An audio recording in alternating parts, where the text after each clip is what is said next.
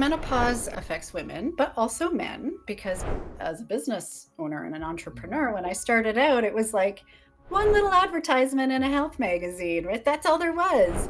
And then suddenly, the decrease in testosterone in midlife for men does affect. What I also see is that not a lot of people have a lot of fun and pleasure in their life. I've seen some really also great results with things like. Okay, back on the show today, friend of mine, past student, current colleague, Dr. Kandis Lock, naturopath. People don't know what that is. That's a vegetarian psychopath. Um, that's not true. Embodied coach. She's the least psychopathic person I know, actually. Other than lying to her children about Santa, very lovely human being. Kandis, welcome. Oh, thank you. Nice to have you back. Nice to be back. It's been a while, I think, almost a year since I was here last. And are you in Canada A? I am in Canada. Yes. It's Yes. Canada A. That's what we call it. Okay, Candice, last time you were here, we were talking about hormones. I was learning all about the women and their hormones and menopause, which is a thing. It is a Yeah, thing. Yes. is that That's still the an one thing area? I'm not lying. I might lie about Santa, but I'm not lying about hormones. That's So for sure. for listeners, there were context here. Do you mind if I share what we were just talking about? Sure. Yeah. Yeah. So Candice was just in her wonderfully gentle way breaking it to her daughter that Santa wasn't real. So this is a tough day. I've just learned this myself. I didn't know. This is a tough day for all of us today. So if you hear a bit of emotion in our voices, this is what's going on. Interesting. Okay, so summary of what we talked about last time. Menopause. Why is it a big deal, particularly for coaches, embodiment coaches? What do we need to know? Yeah. So menopause affects women, but also men, because men have to deal with the women who are going through We it. get stabbed and Um, are impacted that way. yes. Yeah. Essentially, I think my job is trying to keep women out of jail. But that's Right. it's a conversation I have often. But menopause, so hormonal changes. So what that does is it affects the brain. And what that means for women is not only are they going through symptoms like hot flashes and night sweats, their sleep is affected, but also the area of the brain that deals with resiliency is diminished. So, what that looks like is more overwhelm, less capacity to deal. And so, kind of just everything that's happening in midlife really feels shitty.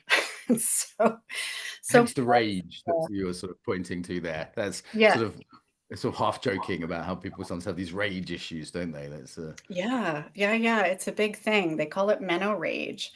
But more than that, I just there's a sense of overwhelm, I think, and then this irritability that comes, and this sense of like all these things that I used to be able to do, I no longer feel like I can do.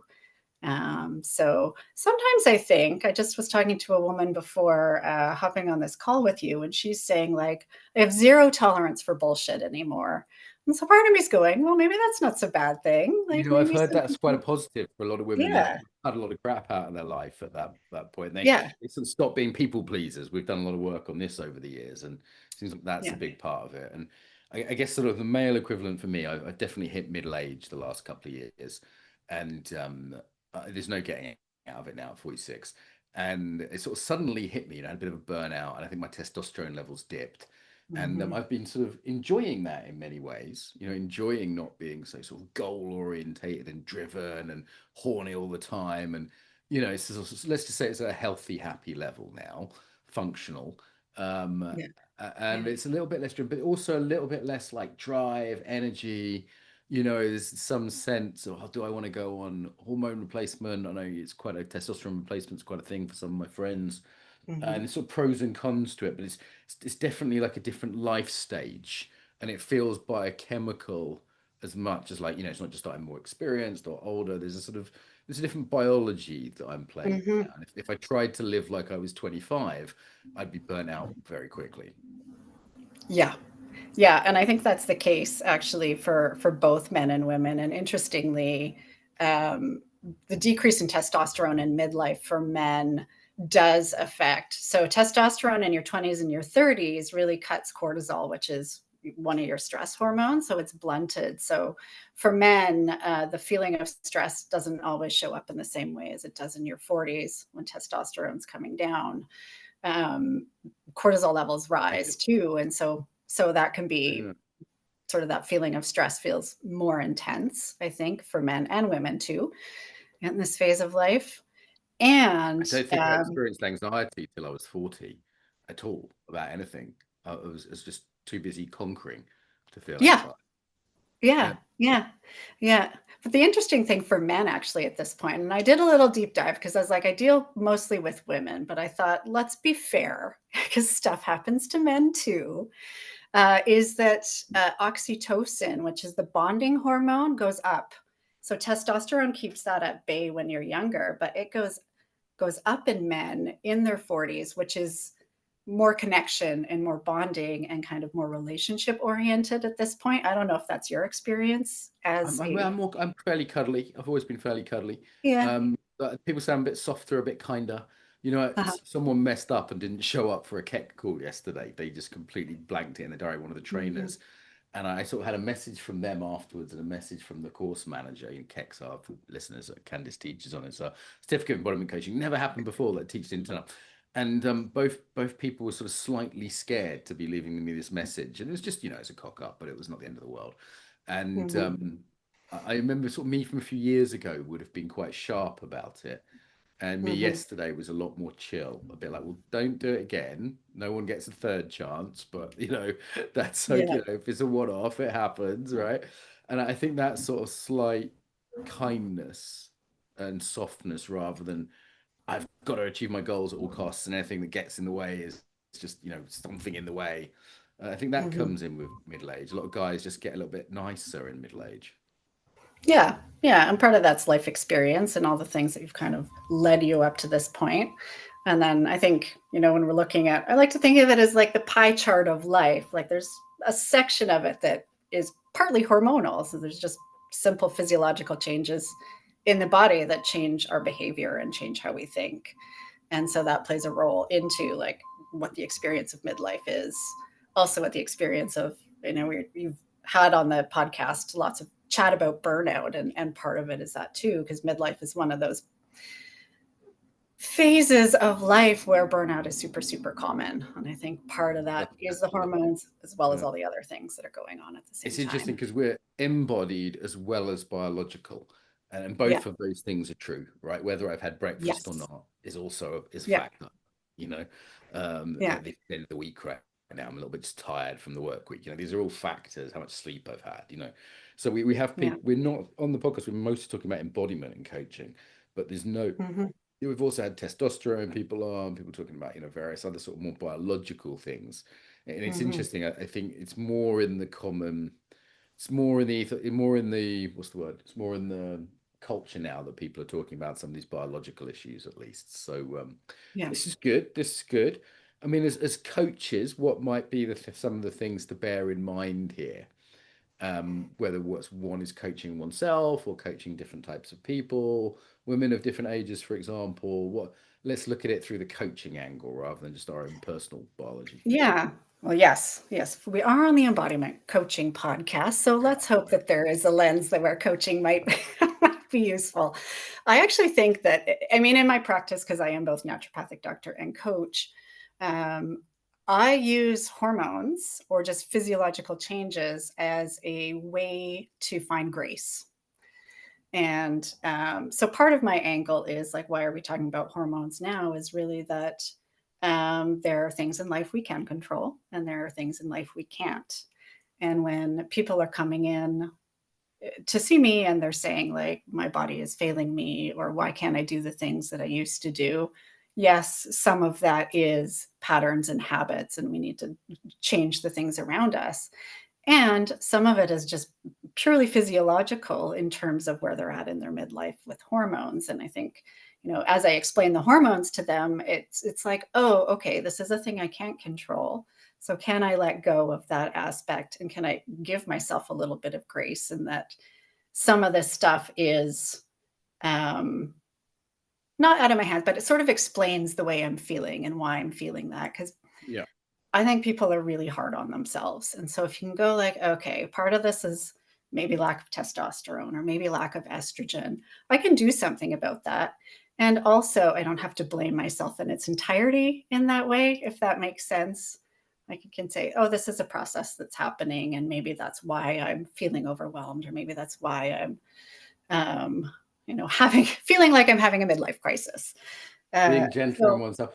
Yeah, midlife is, we're talking about aging as well, aren't we here? And I've had all sorts of people. I've had like Stephen Kotler on, who's like, I just did my record ever squat, and like I don't really believe. There's a sort of quite, particularly your southern relatives in America, in the US, they tend to be like worshipping youth, and there's a sort of mhm, denial of youth, because a lot of Western culture, people age quite badly. There's quite negative stories about aging. yeah, On the one hand, it's like all age is decay and it's the end of the world past 30. mhm, I mean, when I was young, I thought no one past 30 should be able to have sex. I've since upped that number. But yeah, so there's quite a negative dialogue. But on the other hand, there's a sort of denial of aging, and yes, and it's from a Buddhist point of view, it's like, well, we're all falling apart. We are all aging, and there is a hmm, degree to which aging is decay. And there's yeah, another way in which it's more cycles, more about change, more about hmm, adaptation. Like these can all be true, right? We can have a positive view of aging and older people. We can accept yeah, with grace some of the things that happen. We can adapt to some of those changes, like I don't work like I used to work. And hmm, I'm also falling apart. That there are yes, holes in my teeth that will not fill in, right? Like that hmm, enamel is not coming back. All right. There's this, and part of it is a grieving process. It's interesting because it's like, hmm, when do I accept something? And in that acceptance, there's sometimes a grief, right? Sometimes yeah, it's like, wow, it's so nice to be a bit older and more relaxed and not sure, worry all the time. But yeah, there is a grief there. And I don't want to hmm, deny that's part of this. Or I had an East European woman the other day saying, I don't get looked at in the street the other day. And I used to hate it when I was young, but now she sort of looked around to check no one was listening. Said, now I kind of miss it, you know? And hmm, I thought, well, that is hmm, interesting because she was acknowledging that there was a benefit for her, of course, and not being harassed, but there was also yeah. grief. So any thoughts on that sort of the grief of middle age? Yeah, I mean, I think well, it's definitely there, and I think it's part of it. I think we have to feel it, like the loss of that part of ourself, right? I mean, you can kind of like vision that 20-year-old kind of walking away from you in the distance.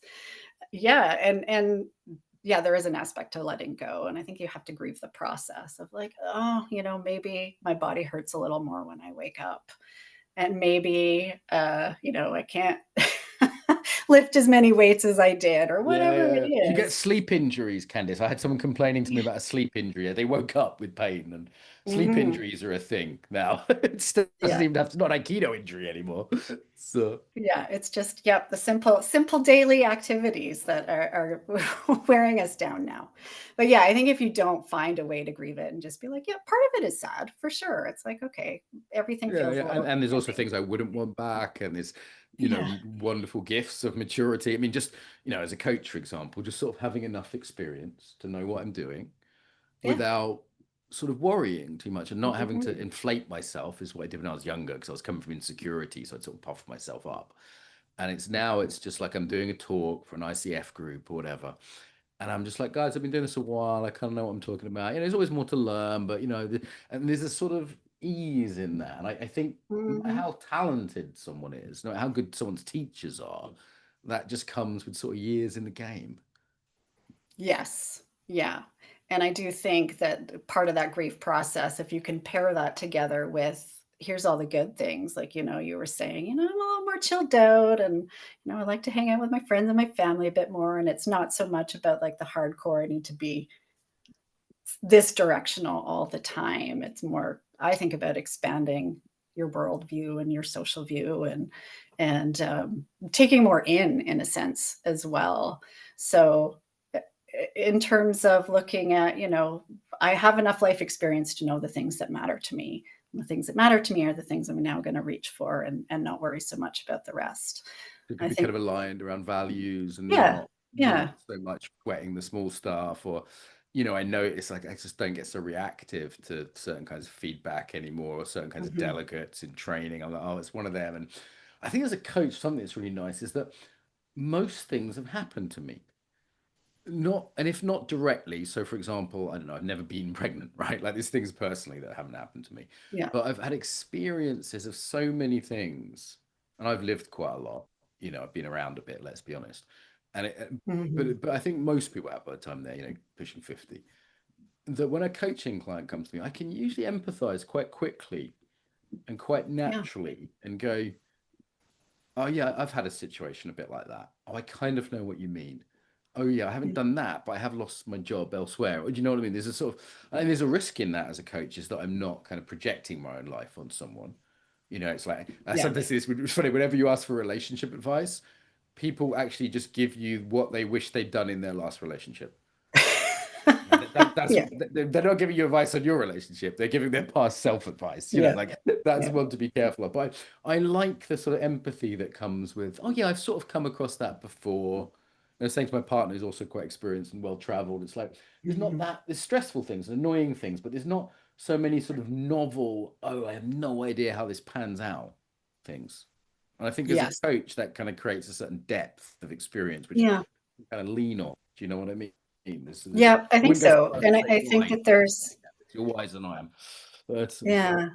I think a lot of people come in feeling like they're the only ones that are going through whatever this experience correct, is, correct. and so just also to say, like, "Yes, I'm there with you," or "I have been there," and also the last 5 people that I talked to today and yesterday have also felt Yeah. exactly as you do, The and to have bad news enough is of you're not those cases of special. like, yeah, yeah, The yeah, good news is you're not special, right? Like, oh, yeah, someone that finds it hard to say no, like it's like, yeah, what are some of the main things you're coaching on? What, like for me, for example, boundaries comes up a lot, resilience of various kinds, mhm.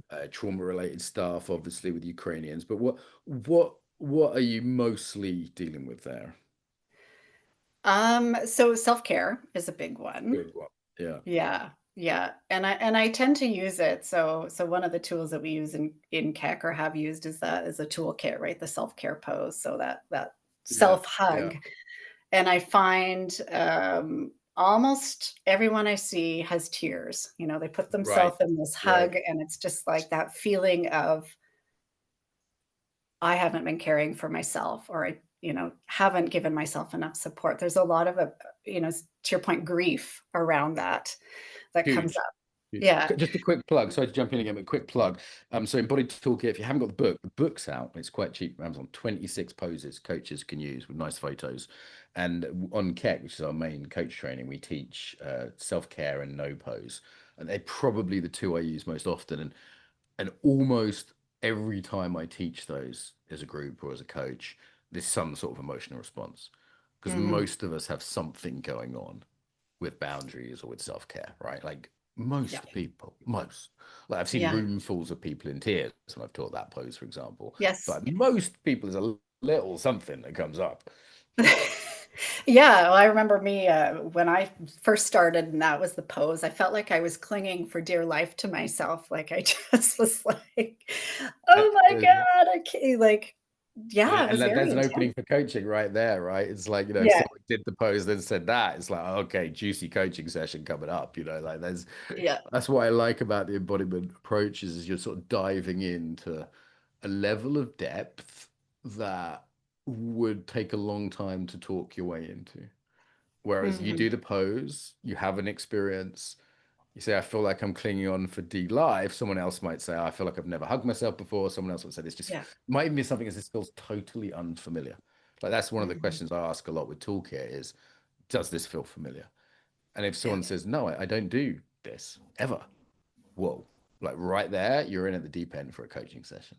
Mhm. Yeah, and the other thing I think is interesting is the continuation of, like, we're talking about self-care is that pose, is how over time does it feel different in the body? So for me as that example, that Right. clinging for dear life has now become this sort of gentle, loving touch over the course of a year or more, maybe for me.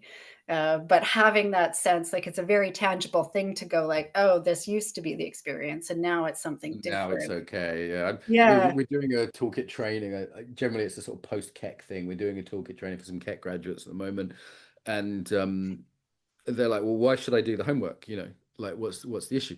And because they've got to do the poses every day, just for a few minutes, quite efficient in that way.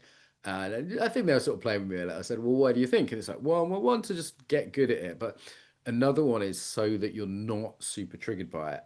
when you're coaching someone else. Because as you say, it often goes from triggering or weird or unfamiliar to like, yeah, it's pretty pleasant, mundane, might still alter your state a little bit, Yeah. but it's sort of not such a big revelation because I don't want to be having big revelations about my own self when I'm coaching someone, when I'm demoing something, right?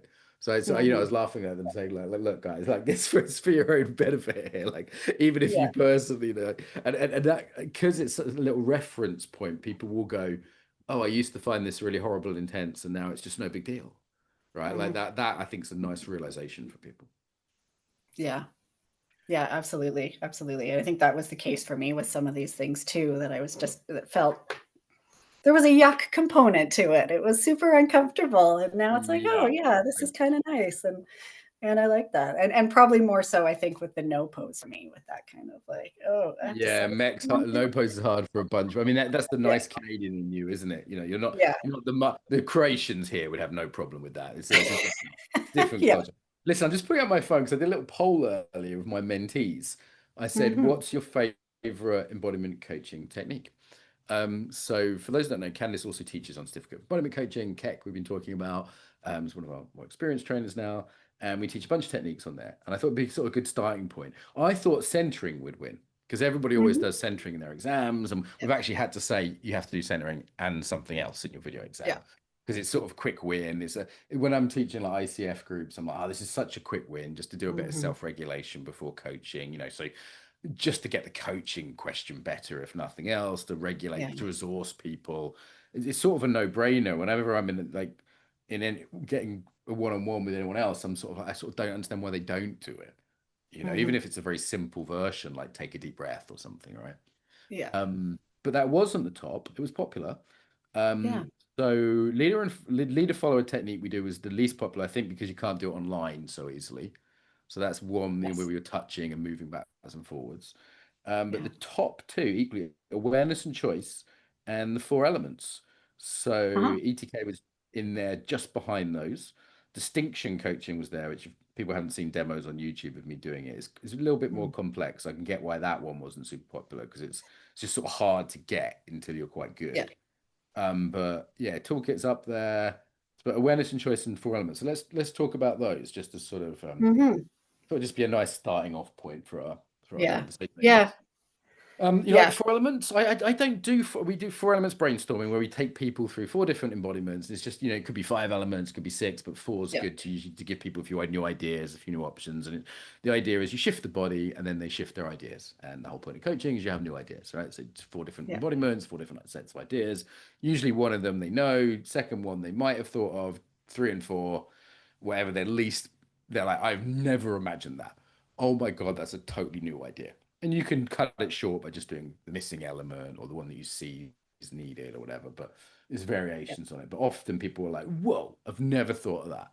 It's funny. I think I don't use it so much now because I tend to sort of target a little bit more. I'm a bit more bespoke. I tend to shift them specifically into an, but it's quite kind of effective for like newer coaches to embodiment because Mhm. people sort of get it. Do you know what I mean? Like Yeah. they kind of like what is it to be earthy? People sort of get it quite quickly. Any Yeah. thoughts Yeah. on elements in coaching?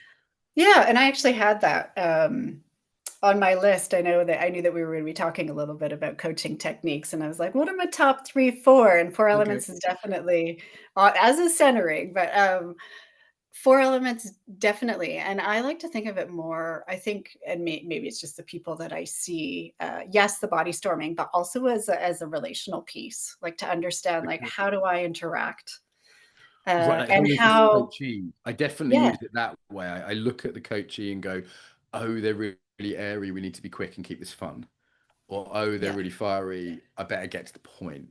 They're going to want a result. mhm, Is that how you mean? yeah. Like sort of adapting to different So personalities? yes, there's that too, like, how direct do I need to be, or how, like, silly do I need to get? But also for people to understand, if they're coming and they're having their own relationship problems, or, a problem with their Okay, boss, to got use it. it to say like, "Oh, I get it, like, I'm this way, and maybe they're, you know, I'm earth and they're So you fire, sort or of do a I'm bit of water and they're" teaching and you say, okay, Yeah, the reason your, wife wants to talk about her feelings, yeah, I mean, that's a great move because you take it, mostly people perceive difference as pathology, yes, and then you see this in political sphere, for example, like Mhm. liberals, conservatives, whatever, but mostly people go, well, you're different from me. So you're sort of a broken, like Candice is not a broken Mark, Mark is not a broken Candice, but that's kind of the default way when we're not so empathic or thinking. I think it's very Mhm. common. It sounds really dumb, but it's actually super common. I do it, we all do it.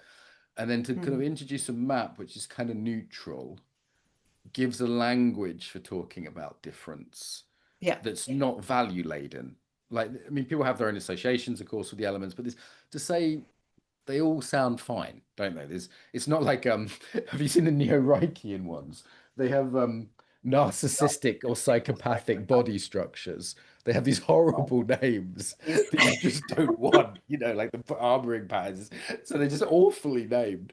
So that, do you know what I mean? It makes it quite accessible for people to say, well, of It course your does. husband's a bit earthy, so of course he, needs to Yeah. take his time and wants the facts. Yeah. Yeah. And I think it definitely helps for sure. I mean, I use it in my own relationship because my spouse is very airy. So for Okay. me, sometimes to communicate in a way that he's going to understand, I have to access that a little more. I tell you what, Uh, should we do top tips for husbands or wives, boyfriends or girlfriends on the elements? Well, should we go it together? Because between us, we've probably dated all the elements over the years. yeah. What do you reckon? So Yeah. for air people, so I'll send this to Lucia. I'll send this to my girlfriend so you can, as an air person. And obviously, we all have all four elements. It's a matter of Mhm. preference. Obviously, it's Yeah. somewhat relational, somewhat situational. We're not Mhm. putting anyone in a box. Air kids, don't worry. Okay. Air people get very upset about anyone being labeled or Yeah. put in a box. So for people like me, what would be the advice for my girlfriend or for people like you who are married to an airy person? How do you handle the box of frogs that is us? Yeah. Some days well and some days not. Um, I think there's an element where for me, I need to get more into the air and allow that spontaneity. And, for him, it shows up in like our house is constantly changing, our yard is constantly changing. There's always this need for something new. Novelty, change, Yeah. Yeah. creativity. So you Yeah. just And so kind of chill with that. yeah, yeah, just like that's what he needs to do to, like, spark his creativity, so great. And I am the opposite, I'm very much a planner, and so sometimes we have to meet in the middle. Maybe I don't There's need more 2 weeks of earthy. planning, maybe I can just, Got a day it. or 2 before think of Got it. Deal with yeah, earth people. Take your time, slow down. Tell them the yes. facts and figures. Don't rush them. Don't pressure them. They'll Mhm. get there in the end. Don't take their lack of emotion sometimes for lack of care. It's in there. It's just a bit more formal. And it's Yeah. funny. Lucia the other day, I was really stressed about something. She said, "You look stressed. We need to plan." And those two things just didn't go together in my mind. I was like, "How? What a radical leap she just made." But now I know, like when she's stressed, and it might be hormonal, it might be we've got a lot of change in our life, changing countries. I sit down and say, look, here's what we're going to do. We're going to make a list. Here's the 5 things we do when we're moving house. Here's the 7 things we need to do before then. Here's the timeline. Some kids love this as well. They love that like boundary security. And that's like adding Mhm. that and she'll just breathe out. I'll just see her whole body relax at the OCD beauty of adding a bit of Of a control. plan. Yeah. She's like, yeah. I know, that actually I was like, "Oh, that does As I sound saw you nice." relax, you were like, you must love her so much. I saw you Well relax. done. To me, it's the Yeah. most bizarre, unromantic, unhelpful thing. But for her, it's like I finish work at 7:15. I will be down. I will see you then. This is how it's gonna work. Okay, so Yeah. fiery people. So I'm also quite a fiery person. Have you had some? You're quite watery the other way, right? So have you had I am some? watery, yeah. Yeah, you're more like earth and water. That's why we're a good team. So I'm imagining you've had some fiery partners over the years. It tends to be water girls love a fiery boy. Yeah, yeah. I mean, I think more on the aspect of the passion, for sure. Okay.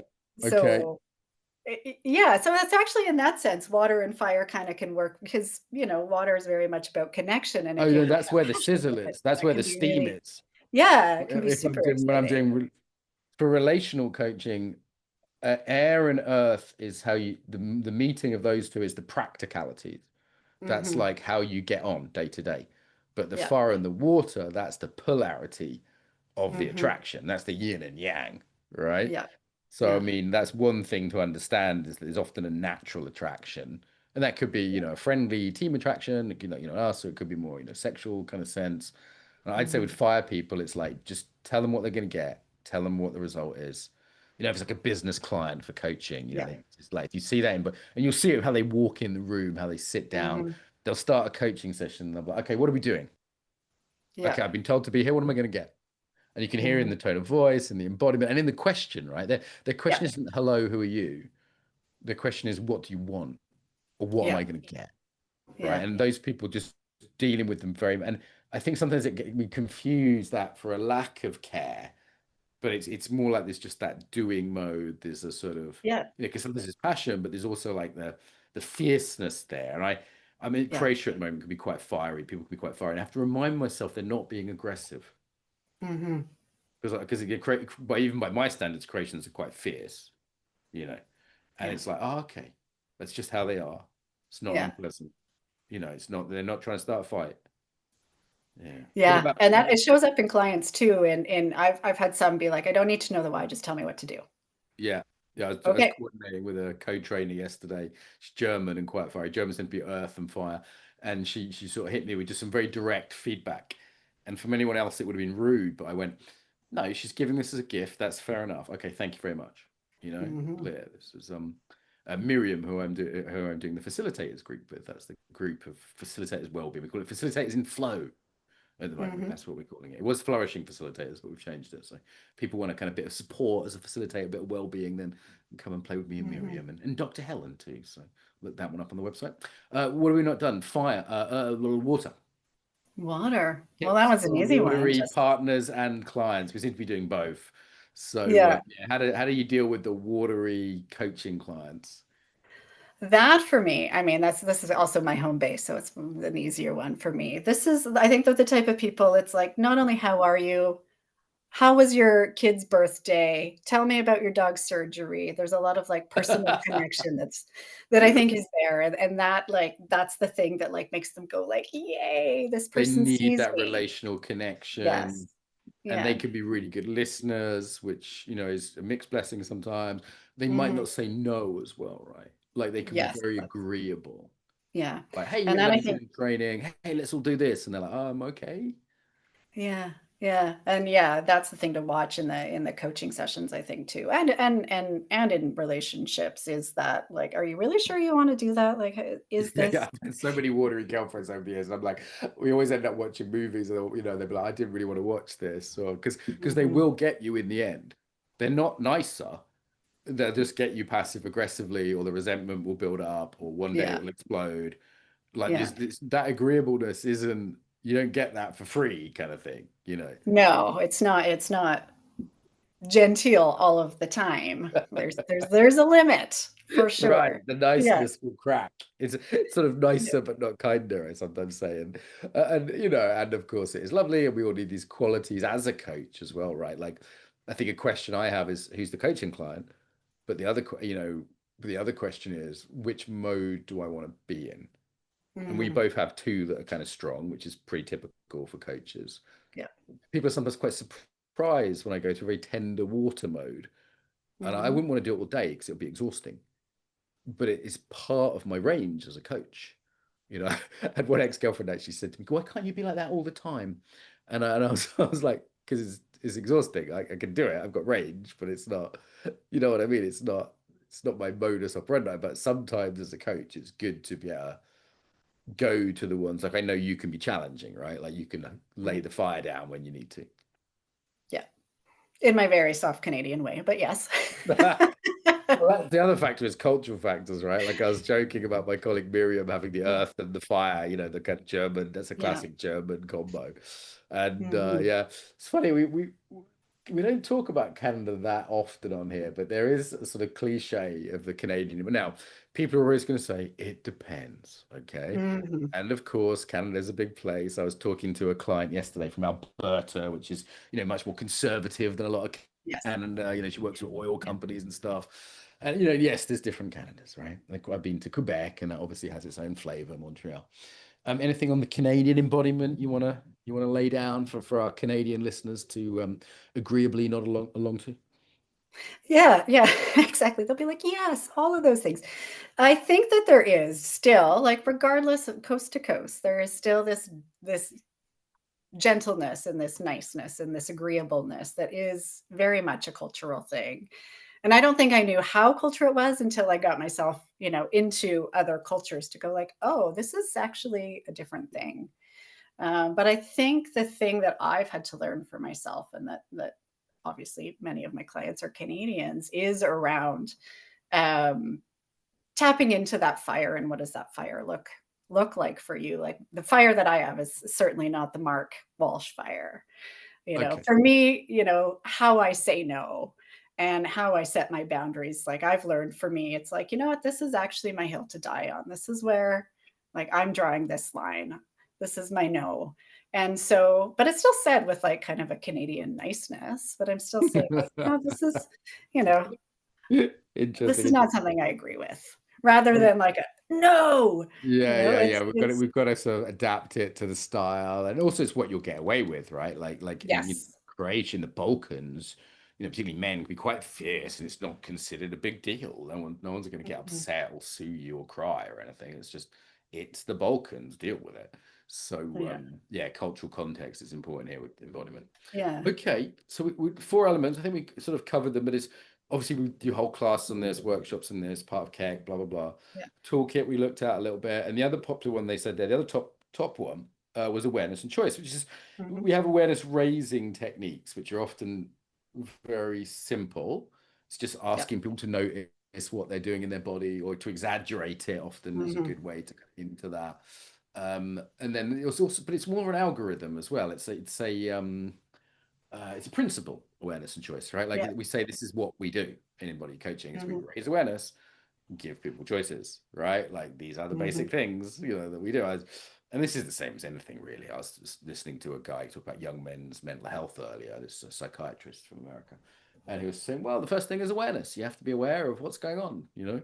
So Yep. it's almost, I don't know what's the way in here, but it was interesting to me that was like top for people along with four element. Yeah. What do you think?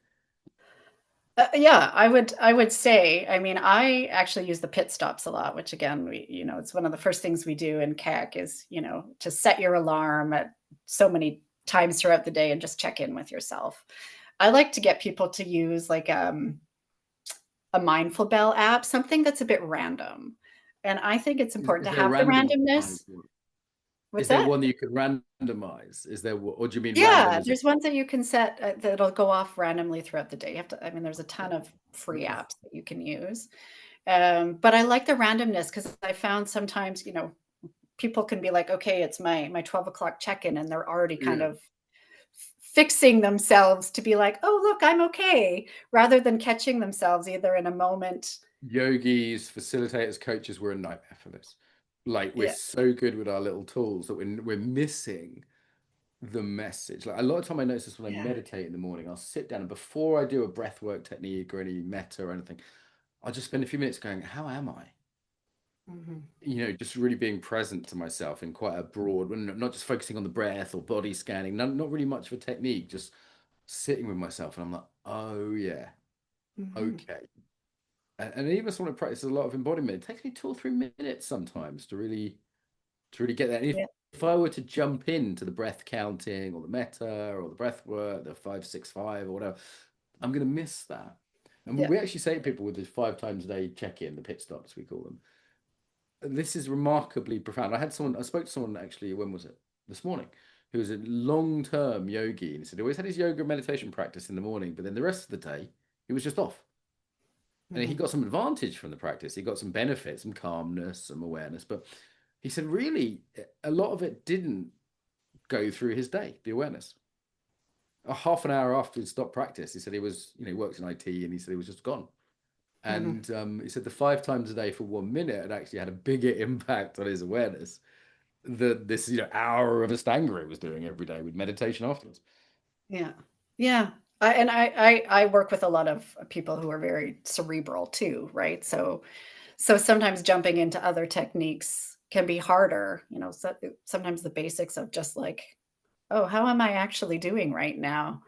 And the randomness I really like because it can catch them in both, like, shitty moments and good moments, and so then for me, there's always this element of, like, "What am I doing?" Like, especially because part of what I also see is that not a lot of people have a lot of fun and pleasure in their life. And so seeking like what actually brings me joy and what makes me happy, to be caught in a moment of like, oh, I'm actually having a good time right now. What am I doing?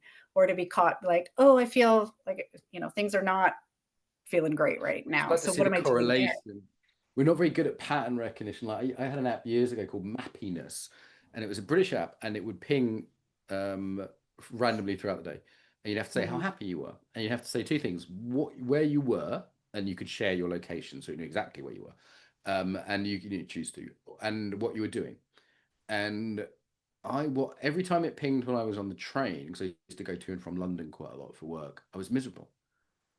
And somehow I hadn't actually spotted that pattern, but it actually mhm. showed data. After a few months of doing it, it was like, look, you're like 20% less happy on the train. Yeah, And interestingly, when it maps locations, the happy places are always like the parks in London and stuff like that, the beach in Brighton. It even has which towns are the happiest in England and stuff like that. But it's I think that is tremendously good sometimes to have that interruption in our life where we're going, do I like this? Because people can have yeah. an idea, I like my job, but if you were to catch them at 10 times on their job, 9 out of 10, they'd be like, I'm having a crap time. Mhm. Interesting, huh? Yeah, yeah, yeah. I think it can help people discern, especially because I think that I mean, at least the people I see on my form that I have them fill out before they come in, I have what do you do for fun and what do you do for creativity? And those things are always either left blank or like, I don't know. And Yeah, so I'm not part of going to that I be think is, responsive. going circling back to that midlife thing is okay, well, let's find out what actually you like in the day. So part of that pit stop for me is looking at like when am I miserable and when am I not? And then when I'm not miserable, what am I doing? Like that can point me in a direction of, oh, here's some things that I like. Yeah, So yeah, yeah. What do you think's this? It's a huge question, impossible question. But what do you think's like the state of the nervous system of the world right now? Because yes, we have individuals who may be depressed or maybe just won the lottery and they're super happy, whatever. mhm, We have cultures, countries, and definitely every country has its mood. Different cities have their moods. When I was in Zagreb last mhm, weekend, I was like, wow, this is a city. I haven't really been in a big city for a while. I had a speed to it. But then there's also a sort of global mood at the moment. mm. I I would don't put it as anxious. anxious, yeah, anxious, bit Yeah. dysregulated, right? Yeah. Yeah. And that's what I've heard. Like I will have days where everybody that I see, I say comes in, but it's online, is like, "Oh god, I'm so anxious right now." And it's like more than I've seen in like the 15, 20 years that I've been in What do you practice. think that is? What do you think that is? Is there something in technology? Is it just in the air from all the instability? Because we we grew up in like the Great Peace, right? Where it kind of felt like Mhm. things were getting better with a few blips, like the former Yugoslavia. There wasn't much war. There was a sort of sense that things were, there was ups and downs, but there were recessions, but there was still a sense that Mhm. things were moving in a direction that made sense. And pretty soon we'd have teleporters and replicators. And I don't think anyone believes that anymore. Yeah. No, I mean, I think what I see is I think the global anxiety of like, are we headed for World War III? I think there's economic anxiety. So especially being in North America with all the, Normal tariff people are wars poor, and things. but that's What's that? everywhere. Everywhere we go, normal people are poorer. Yeah. And Yeah. everybody thinks there's a very loud Sammy the Seagull outside. So there's everywhere I go, people go, oh, the food's expensive, the house is expensive, the energy's expensive, and they think it's local, Yeah. but it's not. They think, oh, No, it's they'll say, everywhere. oh, Ljubljana's got really expensive. I'm like, no, it's everywhere. Mhm. And it's essentially the middle class are being removed, as far as I can tell. Yeah. I don't know how Yeah. conspiratorial you want to get about it, but it just looks like the middle class are being absolutely cut out of society. And I have people that I know that are relatively wealthy worrying about bills when I'm on the phone to them. So there's a sort of economic anxiety. Yes. There's the And I think that cultural. there's also the whole thing of social media, as well. And I think about it even from my perspective as a business owner and an Mm. entrepreneur. When I started out, it was like one little advertisement in a health magazine, right? That's all there was. And then suddenly I've had to become like social media expert and marketing expert and also trying to keep up with seeing clients and, what's the latest research and all of these things. And that's Yeah, yeah, most yeah. people, regardless of profession, is that they're now having to do most of this stuff. And then Right. Yeah. nothing on Instagram or Facebook is like terribly real. So then we're Mm. now suddenly comparing ourselves to all these people who are only Weirdly, not showing like, real. Yeah. yeah. I actually did a picture in a roadside service station on the way back from Zagreb because my life looks terribly exotic sometimes. And I'm like, no, no, no, here's the reality. I'm eating a really bad hot dog in a grey day in a garage, a petrol station, because this is Mhm. all I've got to eat for lunch because we're traveling and I'm super tired and it's a long drive. And I felt like I should put something like that on my social media just to sort of say, like, guys, it's not all like Instagram beaches. I mean, don't get me wrong, I have a nice life, but it's not all that when you're on a 5 hour car journey in the rain. Yeah. So it's we don't share that. I just find it Mhm. just increasingly mental. I went on Facebook today to post something, and I used to be addicted to Facebook, but now I don't want to be on there. People just immediately reactive around things and getting upset about, oh my Yeah. God, like, and then it's like I was going through some videos on there, like, and it was war in Ukraine, Palestine, this, that, like every reel was just something appalling. And Mhm. I go, do I have a duty to know about this? Do I have an interest in some of these areas? Well, yeah, I've got an interest in Ukraine, for example, but I don't want to casually be scrolling drones killing Russian soldiers while I'm having my lunch. That's not entertainment, right? No. Like Yeah. literally a human being being hunted by a robot to death, and it ends with an explosion as the soldiers. I'm like, this is not entertainment, no matter what your politics is or who you support in a war, or do you know what I mean? Mhm. I don't want to see that, you know. Yeah. That's just in our hands. I think people have known this for a while, but I don't know. I wonder if we've just sort of hit a level of crazy now. It's like, you've worked with biology and stuff. There's a certain load we can handle, right? Like you can have a Mhm. certain level of stress until you hit burnout. You can have a certain level of toxins until you get ill. Like you can absorb quite a lot, but then there is a limit, right? Like there's a certain amount of like lead and mercury you can absorb, but there is a limit, right? Yeah. And I feel Yes. like psychologically we've sort of hit. It's like how in medicine you have the minimal effective dose. Yes. This would be like the Mhm. minimum fucked dose, the MF. Yeah. Like there's Yeah. just the limit of stress and psychological factors, and it's not any one of these things, right? It's a bit of economic pressure, it's Yeah. a bit of All of the social things. Yeah. media, but there's maybe a point where people just go, I can't handle this. Yeah. What's that drop in the bucket that sends you over the edge? Do you think we've reached it as a society? Yeah. I think so. Why? And I tend to be kind of rose-colored glasses a lot of the time, but, You're yeah, pretty I positive. You're think pretty so because positive. I what's that? Some things. Let's be positive about it then, because on the one hand, I feel like things have to like you. I find this as a coach. Until things are bad enough, someone doesn't change. Correct, yeah. In AA, they call it like rock bottom. You have to hit a rock, Mhm, and that's a different rock bottom for different people. But there's some mhm. moment where you go, I can't keep on like this, and that's when you pick up the phone to the coach. And sometimes you have people who are on the edge, then you like come back in 6 months, or you do the motivational interviewing, like, okay, what's going to happen in 6 months if you continue? So you're Yeah, helping them hit that rock bottom in their imagination, right? yeah. I wonder if as a society we're sort of hitting some kind of psycho emotional rock bottom where we go, we can't Yeah. continue like this. No, and our chronic stressors are so different, like, our body's not wired to kind of have this continual hit of stress all of the time either. Yeah, and I don't know, I mean, for me, part of it is, like, managing, like, what I do see on social, Yeah, how much time am I absolutely. spending, how much news am I letting myself get involved in? And this is part of my natural state, but also I think I've had to learn it is also, like, what are the good news stories? And what are, like, Good. the positive things that I'm seeing in my community Yeah. or in Yeah. my family unit? Like, what are the things that I can kind of cling to that are beautiful and hopeful? I You know? just walk around and I go, most people here are peaceful. I slept with my door open last night. We don't lock the door Yeah. here. It's pretty safe here in Croatia. Restaurants are nice. Most people are friendly. Just Mhm. just the average person is relatively benign. Yes. Like, and it's funny if I watch. Sometimes I watch the news from the UK and it looks awful. There's definitely some bad things happening in the UK that I disagree with. but then I phone my friend and I say, how's the thing going? And whatever the news item is, Starmer's latest, whatever. And he's like, oh, not really. I just living my life. Like most people, like someone told me, even in the fall of Rome, people raised families and did jobs they liked, and it was all fine because the fall of Rome is actually like 300 years or something, depending on how you're counting, right?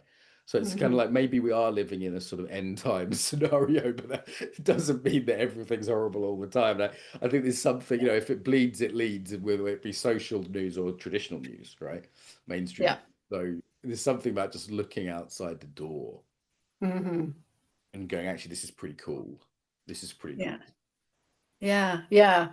Yeah, and even on I mean, even with socials, I mean, depending on your algorithm, some of them are, like, dedicated to, like, what are the good news stories in the world? Like, what are we Oh, there seeing that are, are, there's like, those. has change? Yeah.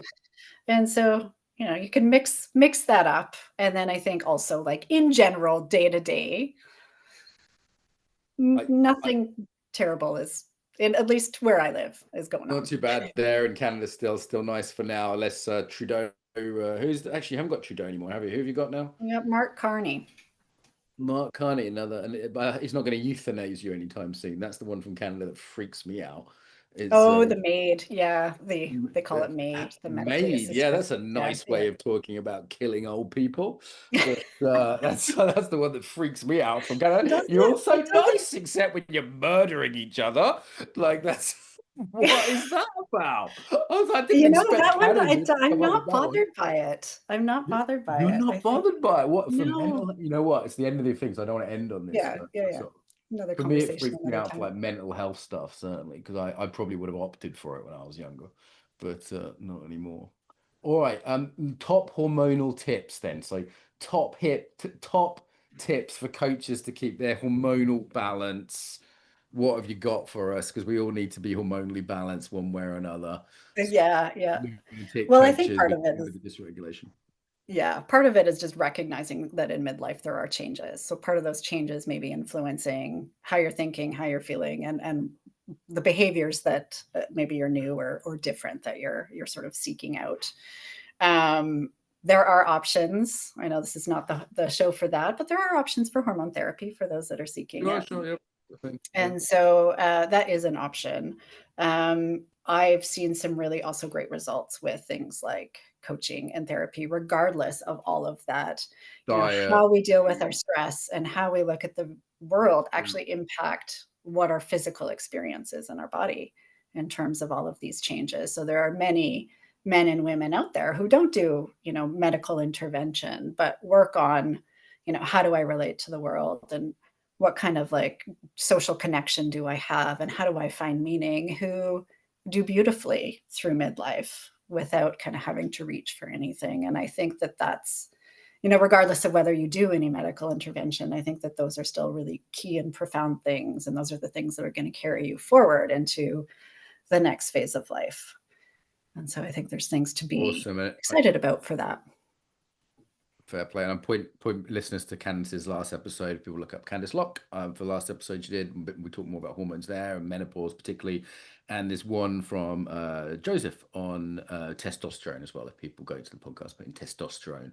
So for those who want all the top tips, so you can be a manly warrior of testosterone. No, it's for the women actually as well. But useful stuff as well. You'll be cold water dowsing and eating Brazil nuts at night, all sorts before you know it. So good stuff. Candice, where do people find you other than Keck? Where do people find you on the interweb? Oh, they can find me at my website, www.candislocknd.ca, because I am in Canada. They can also find me on Instagram at Dr. Candice ND and Embodied Facebook. Health. It's really nice, your website, Candice. Really nice. Thank you. Candice, Kandis, lock, like lock and key. Candice lock, ND, N for November, not N for November, it's .ca. So people can look Candice up there. Candice, always a pleasure bathing in your Canadian relaxation and hormonally balanced relax goodness. Nice end to my week. So thank you. Pleasure to be here, Mark.